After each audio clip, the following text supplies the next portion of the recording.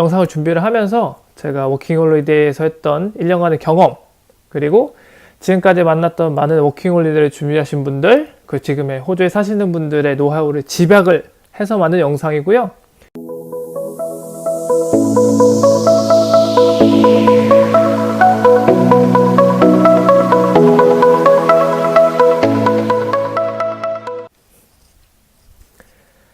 안녕하세요. 호주 생활백서 오지 랍의 찰리입니다. 이번에 준비한 영상은 호주 워킹홀리데이 원샷, 원킬, 한 방에 끝내는 체크리스트입니다. 이번에 제가 영상을 준비를 하면서 제가 워킹홀리데이에서 했던 1년간의 경험, 그리고 지금까지 만났던 많은 워킹홀리데이를 준비하신 분들, 그 지금의 호주에 사시는 분들의 노하우를 집약을 해서 만든 영상이고요. 그렇기 때문에 오늘 이 영상을 보신다면 호주 워킹홀리데이 모든 준비 과정을 확실히 단번에 준비를 할 수 있을 거라고 생각을 합니다. 그래서 오늘 영상을 끝까지 잘 봐주시고요. 정확하게 오늘 4단계로 구분을 해서 서류 준비, 그리고 은행 관련 업무, 한국 생활의 정리에 대한 내용, 마지막으로는 준비물 및 기타에 대해서 준비를 해봤는데요.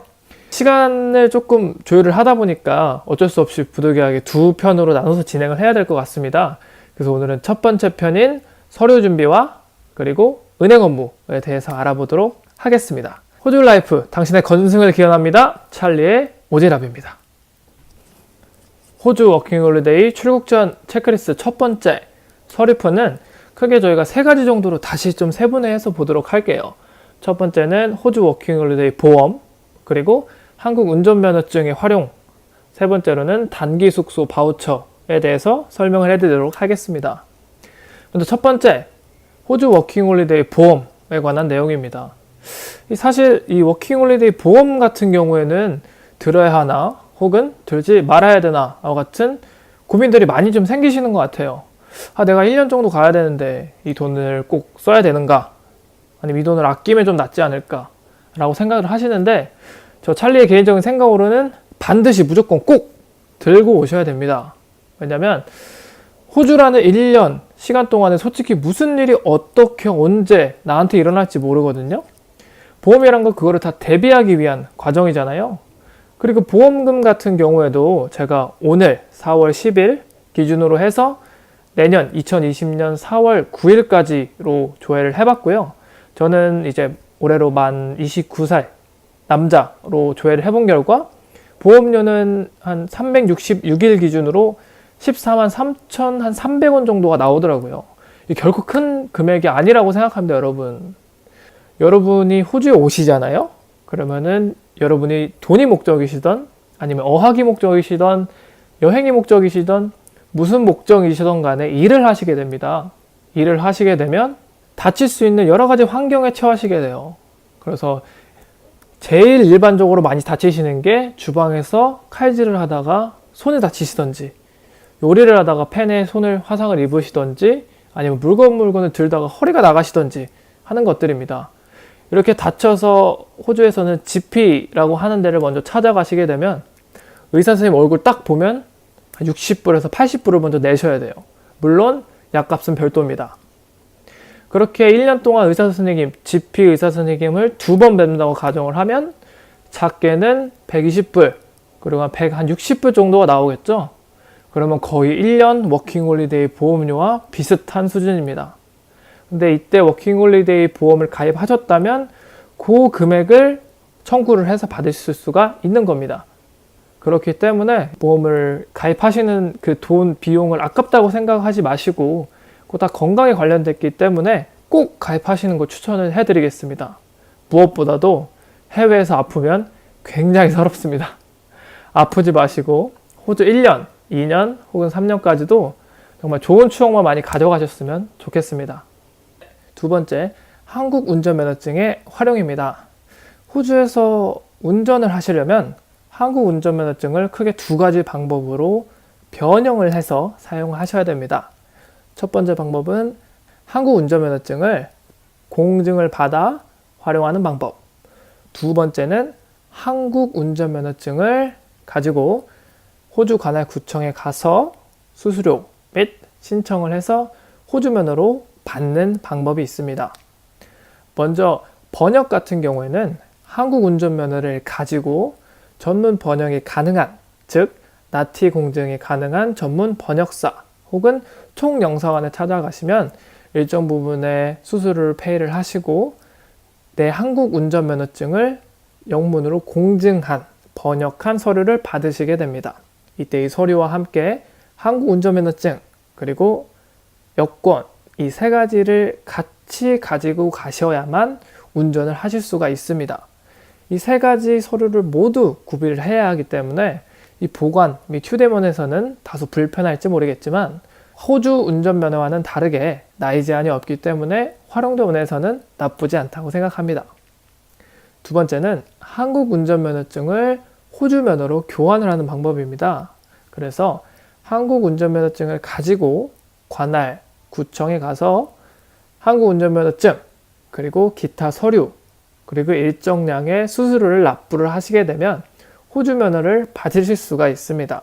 단 이때 나이는 만 25세 이상이어야 한다는 점, 그리고 이 수수료는 발급받으시는 호주 운전면허증의 유효기간에 따라서 약간 다를 수도 있다는 점을 참고하시면 좋을 것 같습니다.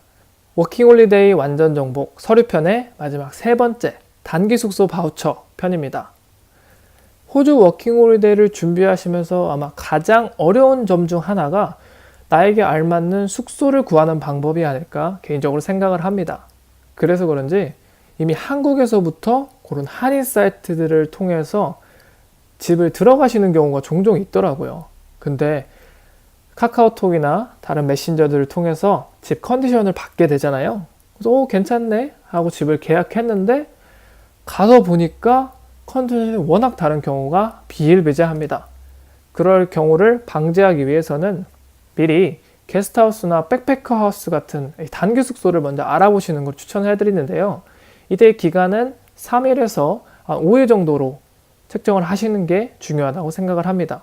그래서 그 단기 숙소에 머무시면서 직접 발품을 팔아가면서 내가 살고 싶은 쉐어하우스를 구하는 게 가장 똑똑하게 쉐어하우스를 구할 수 있는 방법이 아닌가라고 개인적으로 생각을 합니다. 인터넷 서칭을 통해서 내가 가고 싶은 도시, 내가 가고 싶은 지역의 백패커스를 조사를 하신 다음 적당한 기간, 즉 3일에서 5일 정도의 기간을 체류하시는 것을 추천을 드리겠습니다. 이 백패커 하우스는 그 들어가 있는 부대 시설의 정도, 그리고 얼마만큼 깨끗한지 도시와의 인접성에 따라서 요금이 차이가 있을 수 있으니 자기한테 맞는 백패커 하우스를 선택하는 게 중요하다고 생각을 합니다. 그래서 백패커스를 인터넷으로 예매를 하게 되면 예매 확인과 함께 결제 이후에 확인을 할 수 있는 바우처가 날아오게 됩니다. 이 바우처는 출력을 하셔도 되는데 요즘 같은 때는 핸드폰에 PDF 파일로 저장이 가능하시잖아요. 아니면 웹하드에 저장하시거나 이런 식으로 저장하는 방법을 추천을 드리겠습니다. 호주 워킹홀리데이 한 방에 끝내는 출국 전 체크리스트. 그 두 번째는 은행 업무에 관한 내용입니다. 역시 마찬가지로 세 가지 파트로 다시 세분화를 하겠는데요.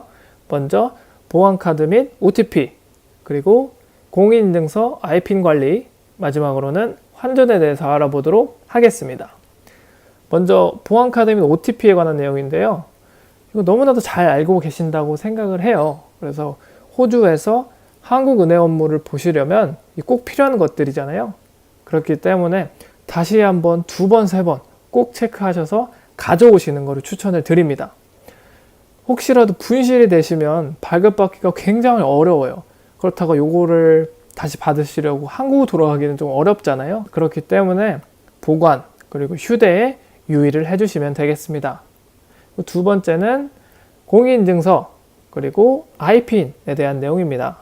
보안카드나 OTP와 마찬가지로 이 공인인증서는 한국의 금융 업무를 보기 위해서 꼭 필요한 부분이죠. 다만 보안카드나 OTP와 좀 다른 점이 있다면 공인인증서는 잊어버리더라도 폐기를 하고 갱신을 할 수가 있습니다. 호주에서. 다만 이때 보안카드가 반드시 필요하기 때문에 보안카드에 조금 더 신경을 써야겠죠. 호주에서 생각보다 한국 은행 업무를 볼 일이 꽤나 많습니다.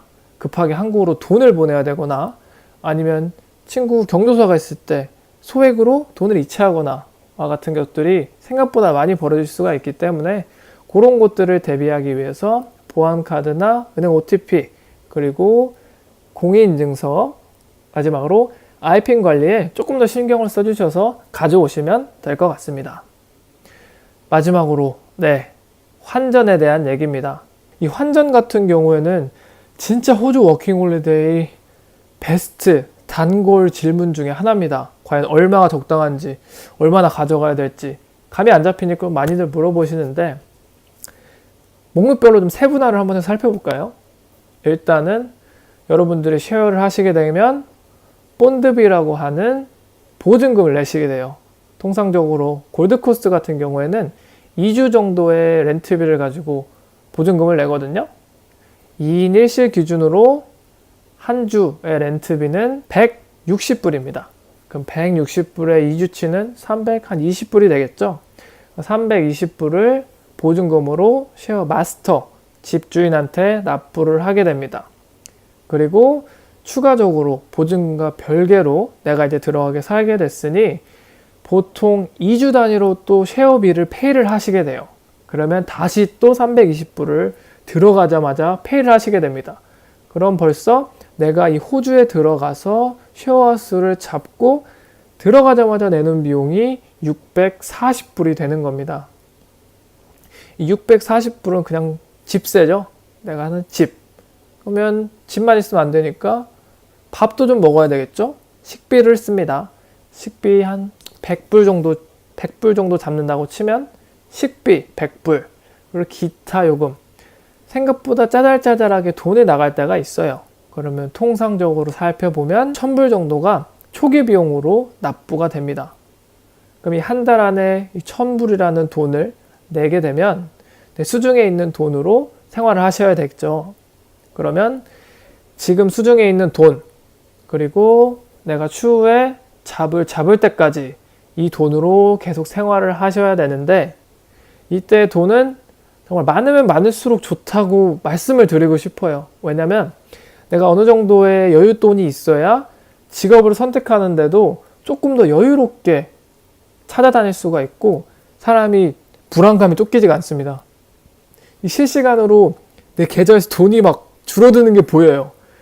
그러면 진짜 뭐양가에 쫓기는 것 같고 빨리 막 잡아야 될 것 같고 이런 불안감에 휩싸입니다. 그렇기 때문에 초기 자금 1000불과 별도로 추가 한 1000불 정도, 그러니까 처음에 한 달 생활비, 그 이후에 한 달 생활비, 총 2달 혹은 3달의 생활비를 환전해서 가져오는 것을 추천을 해드립니다. 그렇기 때문에 초기 자금은 한 2000불에서 3000불 정도를 환전하시는 게 적당하겠죠. 네, 초기 자본에 대해서는 정말로 정답이라는 게 없습니다. 그렇기 때문에 2000불, 3000불 너무 많은 게 아닌가 라고 생각을 하실 수가 있는데, 제가 앞에 말씀드린 것처럼 한 2-3달의 생활비를 가지고 가시면 그만큼의 시간적인 여유를 내가 가지고 생활을 할 수가 있잖아요. 그렇기 때문에 직업 선택에서도 조금 더 심혈을 기울이고 여유를 가질 수 있다는 점, 그 점 때문에 제가 이 초기 생활 비용을 세팅했다고 말씀을 드리고 싶고요. 하지만 이런 말들 많잖아요. 나는 한 70만 원 가지고 호주 와서 진짜 운이 좋게 바로 직업을 구했고, 아니면은 내가 이미 한국에서부터 잡을 완전 픽스를 했기 때문에 돈을 조금밖에 안 들고 왔다. 이런 특이사항은 존재하지만 그래도 초기 자금은 다다익선이 좋습니다. 지금까지 호주 워킹홀리데이 한 방에 끝내는 출국 전 체크리스트, 그 4가지 파트 중에 2가지 파트를 살펴봤는데요. 어때요? 여러분께서 조금은 호주 워킹홀리데이 준비물에 대한 부담을 덜으셨으면 좋겠습니다. 여러분께서 워킹홀리데이 준비를 하실 때 제 영상이 도움이 되셨다면 공감과 좋아요를 부탁을 드리겠고요. 다른 2편, 호주 출국 전 체크리스트 2편에 같은 경우에는 내일 목요일날 바로 업로드가 될 테니까 알림 설정해 놓으시고 꼭꼭 챙기시길 바라겠습니다. 자, 이상으로 호주 생활연구소 오늘의 영상을 마치도록 하겠습니다. 호주 워킹홀리데이 모두들 건승합시다. 화이팅!